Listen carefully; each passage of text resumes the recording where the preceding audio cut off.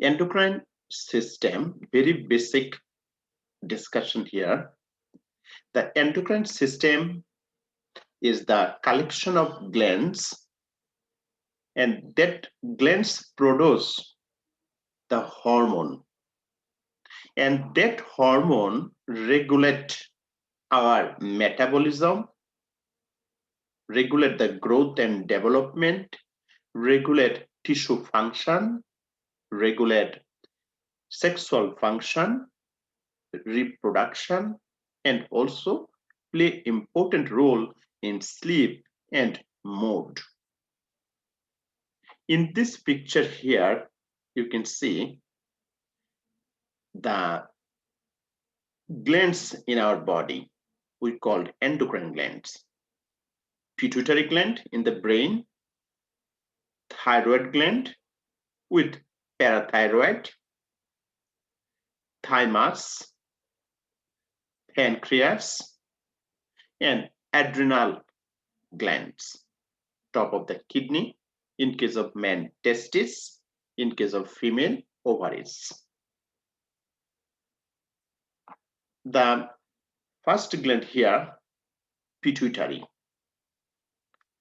Pituitary gland secrete growth hormone, secrete the ADH, it is called Antidiuretic Hormones, and also secrete the TSH, means thyroid stimulating hormones that work on the thyroid glands.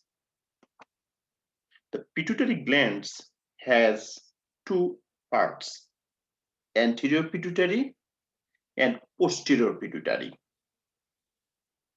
Anterior pituitary secrete the growth hormones. This growth hormone, when too much or excess secretion, patient develop acromegaly or gigantism. If the growth hormone is less, deficit, patient develop dwarfism. Dwarfism, patient has a short stature and growth hormone deficit. So treatment, if the patient has a growth hormone less, you should give them the synthetic growth hormone. We call synthetic hormone injection, or sometimes lumbar surgical management. If the growth hormone too much in adult, patient develop acromegaly. If the growth hormone excess in children or child, patient develop gigantism. So both cases we can see increase the blood serum HCG, or we can also diagnosis by X-ray, CAT scan, or MRI. So if too much hormone secretion and patient develop acromegaly or gigantism, we give them the treatment like hypophyseectomy. In the same time, we monitor the intracranial pressure and CSF drainage. Important. The posterior pituitary secrete ADH. So antidiuretic hormone. If ADH is too much, excess than normal, patient develop SIADH. Okay, and it is called syndrome of inappropriate ADH secretion. S stand for syndrome, I stand for inappropriate, A stand for antidiuretic hormone, A stand for ADH secretion. So usually the person who have too much ADH and patient develop the SIADH or syndrome of inappropriate antidiuretic hormone, they usually present to the headache, fatigue, or decrease the urine output or increase the specific gravity in urine. And also, if the ADH is too much or excess, patient develop diabetes insipidus. It is not diabetes mellitus. Mellitus is a pancreatic problem, insulin problem. But pituitary gland ADH too much secretion, patient develop insipidus. Usually patient develop polydipsia, polyuria, and decrease the specific gravity in urine. And treatment we give patient vasopressin or desmopressin is the treatment option in case of diabetes insipidus.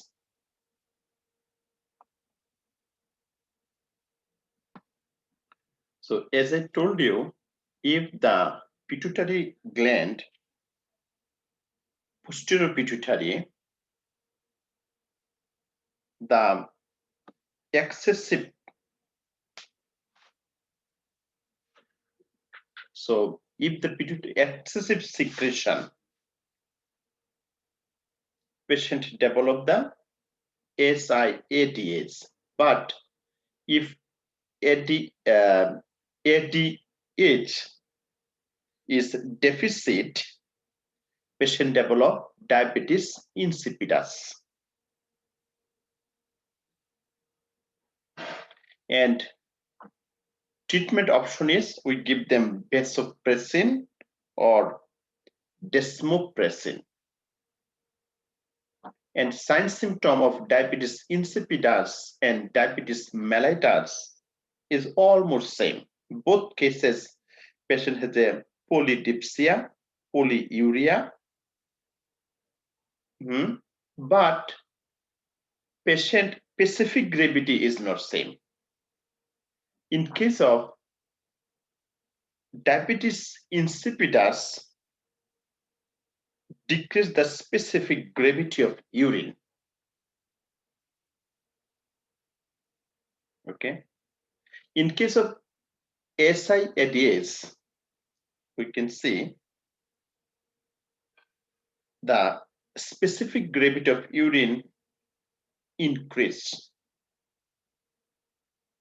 And treatment, we give them hypertonic solution or sometimes diuretics.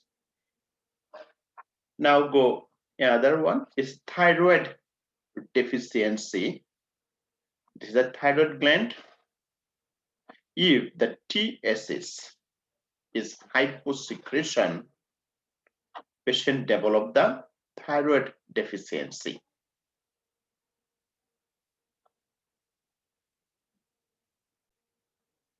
Also here we can see patient hyposecretion because of hypoparathyroidism and also the hyperprolactemias, hypoprolactemia and hyperprolactemias. Now go for thyroid hormone. So thyroid hormone, in this picture, we can see the thyroid glands. And in second picture, you can see two pairs of small glands, and this is called parathyroid glands. Thyroid glands secrete T3, T4. So if T3, T4 is less, hypothyroidism develop. Basically, we called myxedema and cretinism. So myxedema, when it is occurring in adult, or if hypothyroidism occur in children or infant, we call cretinism.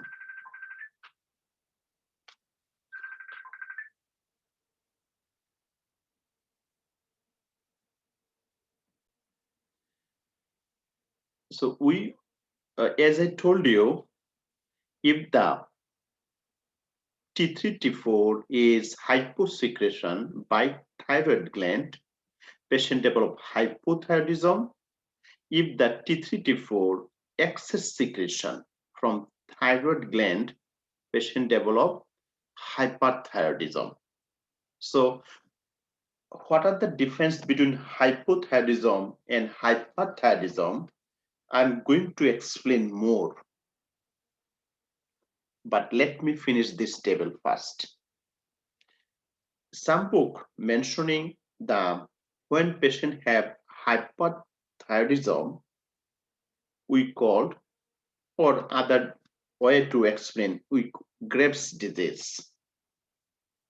So the person who have hyperthyroidism or excess T3, T4, or patient has a goiter or exophthalmos, all together is a Graves' disease.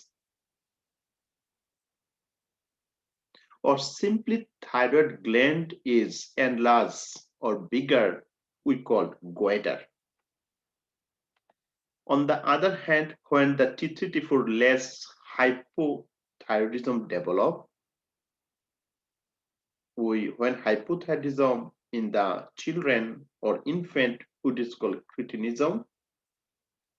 When hyperthyroidism in adult is called myxedema. In this picture, this is the small two glands. It is called parathyroid glands. Parathyroid glands secrete Parathyroid hormone, shortly called PTH. So parathyroid glands basically control the calcium and phosphate metabolism. So as I told you, the parathyroid hormone secrete PTH, and PTH control the calcium and phosphate metabolism. When the hypersecretion of parathyroid glands, we develop the hyperparathyroidism. In case of hyperparathyroidism, patient excess secretion of parathyroid hormone and also calcium secretion go up, but phosphorus go down.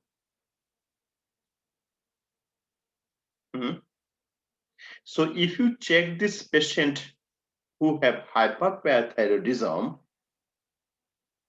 you see hypersecretion of parathyroid glands or parathyroid hormone. Also patient has hypercalcemia, but hypophosphatemia. Usually patient who have hyperparathyroidism, they have a GI disturbance. Patient develop constipation, bone pain, renal stone formation, or joint pain is more common. And treatment option, we do the observation or surgery, surgical management. On the other hand, if the parathyroid hormone less secretion, parathyroid hormone, patient develop hypoparathyroidism. Means hyposecretion of parathyroid glands. When hyposecretion of parathyroid glands, we see PTH go down, calcium go down, but phosphorus go up. And patient usually present with positive chopstick sign or trouser sign, muscle twitching, and tetany. It is very important for NCLEX board exam. And definitely the treatment option replace the calcium and vitamin D. Next gland is called adrenal cortex. So in this picture, you can see this is the kidney. Top of the kidney is called adrenal glands. Adrenal glands anatomy, outer layer is called cortex, inner layer is called medulla. So we are just going to focus on the cortex area. The cortex secrete steroid hormones, and inner medulla secrete epinephrine and norepinephrine. So if the outer cortex secrete less steroid hormone, and patient develop the Addison disease. So disorder of the adrenal cortex or Addison disease also causes by adrenal insufficiency because of ACTH deficit. If adrenal cortex secretes too much steroid hormone, and patient develop the Cushing disease. Or if ACTH is excess, also patient develop the Cushing syndrome. Now go adrenal medulla. Adrenal medulla, as I told you, secrete epinephrine, norepinephrine. And this epinephrine, norepinephrine too much, and patient develop pherecytoma. So pherecytoma, tumor of the adrenal medulla. Usually patient present with severe hypertension, headache, hyperglycemia, hyperthyroidism, and hypermetabolism. So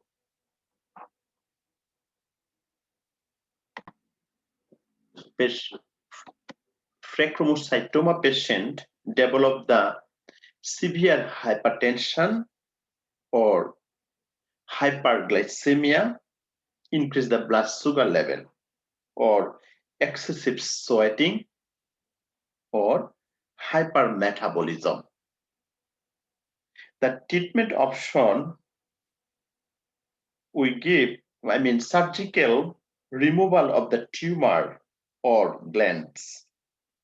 As a healthcare provider, we could educate patient to avoid the caffeine and promote the rest. Sometimes beta blocker work very well, or nitroprusside used to reduce the blood pressure. The next gland here, it is pancreas. And pancreas secrete insulin. If too much secretion of insulin, patient develop diabetes mellitus. And if the insulin does not work, if the insulin does not work, or insulin secretion is too less, and glucose metabolism does not occur, in that scenario, patient develop diabetes mellitus, right? But if like insulin secretion too much and patient glucose is metabolism too much, it is easily develop hypoglycemia. In my diabetes mellitus lecture, I explain everything very details. So this is more than enough about the endocrine glands, their hyposecretion disease and hypersecretion disease.